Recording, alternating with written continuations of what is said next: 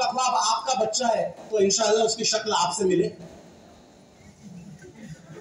पता है दुनिया में कई सारे लोग कोई अपने ख्वाब इसलिए नहीं पूरे कर पाते क्योंकि आधे से ज्यादा लोग यार अपना ख्वाब जी नहीं रहे होते। मम्मी का ख्वाब, पापा का ख्वाब, बॉस का ख्वाब, टीचर का ख्वाब छोड़ो ना यार, अपना ख्वाब जियो।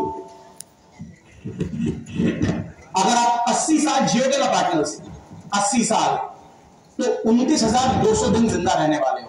बहुत लंबी नहीं है जिंदगी हमारी, 1 लाख दिन नहीं जीते हम लोग। मैं कई बार किसी जगह लोगों से पूछता हूं कि सर हम 1 लाख दिन जिंदा रहते हैं क्या, तो कई सारे लोग उल्लू के पट्टे हाँ बोलते हैं। उनको पता नहीं 1 लाख दिन मतलब 330 साल। 29,200 365 मल्टीप्लाइड बाय 80 इज 29200। और आप में से जितने लोगों के 20 हो गए समझ लेना 1/4 गए। और 60 से 80 में क्या कर लोगे यार, तो आपके पास सिर्फ 50% बचे हैं। इतने कम दिनों में बड़ा काम करना है। अगर आपने अभी तक जिंदगी ऐसे जी ली कि हो जाएगा कर लेंगे, पता ही नहीं पड़ेगा तो हाथ से निकल गई। तो अगर आपको लगता है कि आपका ख्वाब है, जान डाल दो यार उसमें, जान।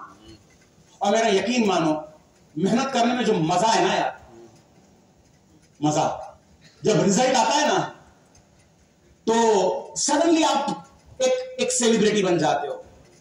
अगर आप मुझसे पूछोगे कि यार मेरी मेरिट की जो सर्टिफिकेट मिलता है उसे इंडस्ट्री में कोई देखेगा क्या, मेरा जवाब है ना। Big bold italics font size 72 ना। लेकिन मजा है क्या टॉपर होने में? हाँ, bold italics font size 72 underline, हाँ मजा है।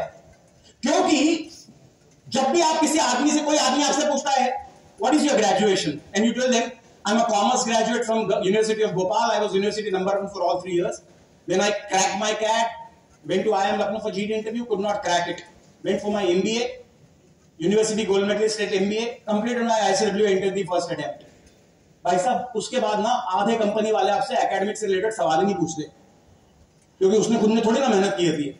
उसे पता है अगर सवाल करेगा तो घर तक छोड़ के आएंगे। मैं आपसे वादा कर रहा हूं, अगर आज भी बीकॉम की एग्जाम लोगे ना, फर्स्ट आऊंगा कि नहीं पता नहीं, लेकिन मेरिट में आऊंगा। इतनी मेहनत मैंने अपने बीकॉम में की है, मुझे इस बात का यकीन है। तो बिलीव करो कि मिरेकल होते हैं, बिलीव करो कि आपके साथ हो सकता है।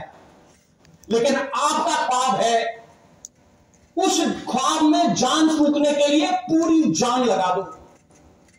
लेकिन लास्ट चीज बड़ी इंपॉर्टेंट है। देखो यार, मुश्किलें आएंगी। किसने कहा था राय मोहब्बत आसान होगी? जिगर मुरादाबादी कहते हैं ये इश्क नहीं आसान, बस इतना समझ लीजिए एक आग का दरिया है और डूब के जाना है। नहीं समझ में आएगा यार, किताबों को देख के नींद आने लगेंगी। इसके पहले की किताबें आपसे दोस्ती करने लगे, किताबें आपको परखेंगी, जांचेंगी, टेस्ट करेंगी, छोड़ना मत। 1973 में एक अमेरिकन प्रोफेसर थे वॉल्टर मिशेल साहब, उन्होंने एक एक्सपेरिमेंट किया था जिस एक्सपेरिमेंट का नाम था मार्शमेलो एक्सपेरिमेंट, जहां पे उन्होंने 2 कॉन्सेप्ट दिए थे। एक कॉन्सेप्ट था इंस्टेंट ग्रेटिफिकेशन, दूसरा कॉन्सेप्ट था डिलेड ग्रेटिफिकेशन। इंस्टेंट ग्रेटिफिकेशन का मतलब होता है हमें हर वो काम करने में मजा आता है जिसमें हमें मजा मिल जाए इमीडिएटली। हाँ है ना? मैं डायबिटिक हूं, मुझे मीठा नहीं खाना, लेकिन पता है क्या होता है, मैं जब यहाँ पे अभी इलाहाबाद हर महीने आता हूं 4 दिन। एक दिन कहीं से गुजर रहा था, एक दुकान के सामने थोड़ी सी भीड़ लगी हुई देखी और वहां पे लिखा हुआ देखा सर देहाती रसगुल्ले। भाई साहब, पंडित आदमी इस धरती पे अवतरित ही होता है खाने के लिए। तो मेरे अंदर का पंडित जागा, मैंने कहा ये देहाती रसगुल्ले क्या है? ड्राइवर को कहा भाई साहब गाड़ी मोड़ो। और आई स्वेयर, मतलब मुझे ऐसा लगा कि इससे बड़ी आध्यात्मिक आनंद की अनुभूति मैंने नहीं ली थी। आप जाइए वो बड़ा वाला जो गुलाब, हम हमारे जहां पे मैं रहता हूं उसे इसे गुलाब जामुन कहा जाता है, इतना बड़ा वाला है ना। तो अब मेरा रूटीन ये है कि एयरपोर्ट से आते वक्त वहां रुकता हूं, एक खाता हूं, 4 पैक कराता हूं, बीवी को नहीं बताता हूं, राइट, फिर खाना नहीं खाता हूं। मैंने सर से भी कहा कि सर बिना शक्कर वाली कॉफी, आप देख रहे हो आदमी की बेशर्मी, साला एक इतना बड़ा देहाती रसगुल्ला और फिर बाकी पूरे टाइम पे बिना शक्कर वाली कॉफी। लेकिन ये पता है सब क्यों? ये पहले जो 3 इंच है ना, यहां से यहां, ये टेस्ट है, इसके आगे हेल्थ है।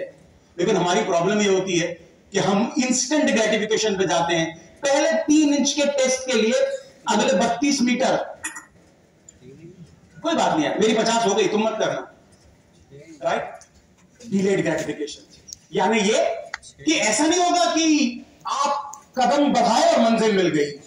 लेकिन ऐसा भी नहीं होगा कि कदम बढ़ाओ और बढ़ाए चले जाओ और मंजिल ना मिले। एक साहब वो ऐसा कहते हैं, ऐसा नहीं कि हर तरफ खुश्क मिले जमीन, प्यासे जो चल पड़े हैं दरिया भी आएगा, इमीडिएटली नहीं आएगा, 2 साल बाद आ सकता है, लेकिन आएगा जरूर, छोड़ना मत।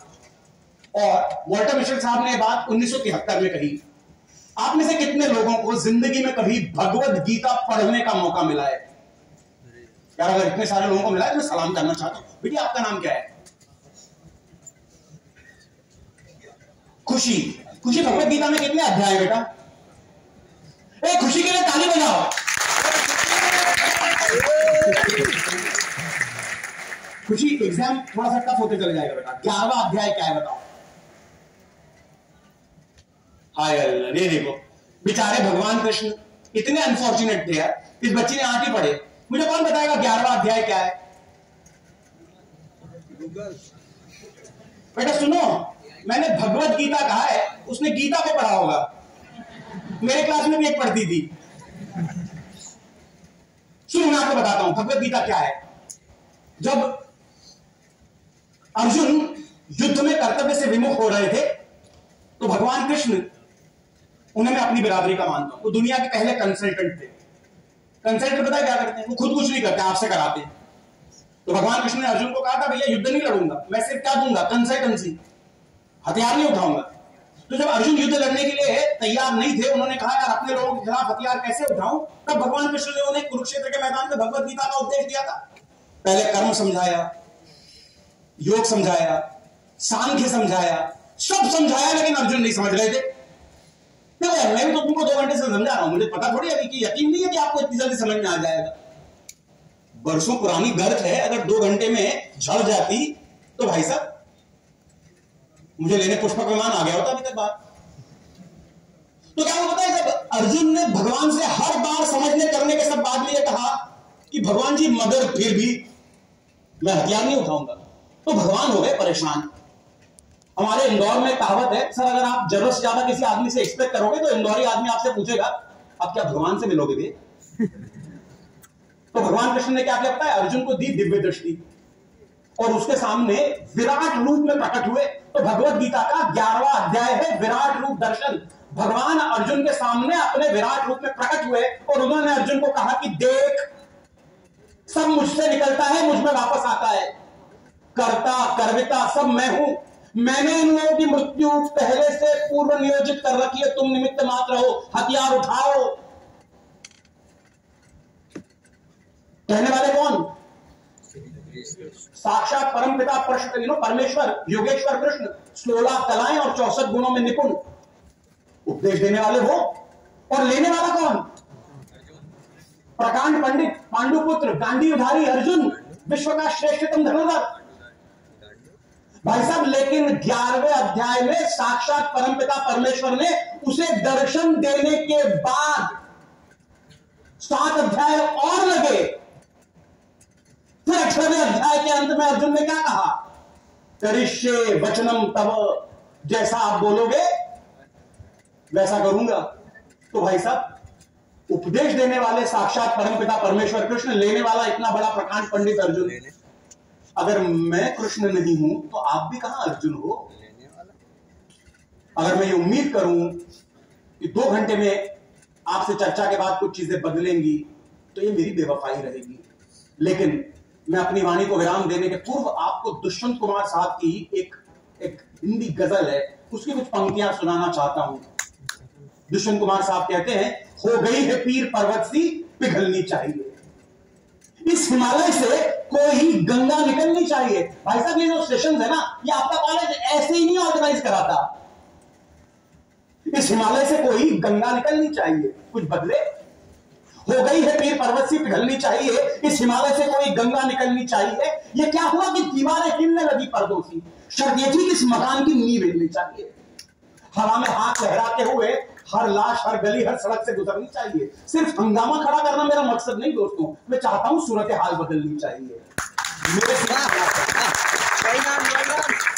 मेरे सीने में ना सही, तेरे सीने में सही, ये बदलाव की आग है, कहीं तो जलनी चाहिए। देखो यार, अगर आज से 4 साल बाद मैं इलाहाबाद आऊं और अगर आप में से आप चाहो तो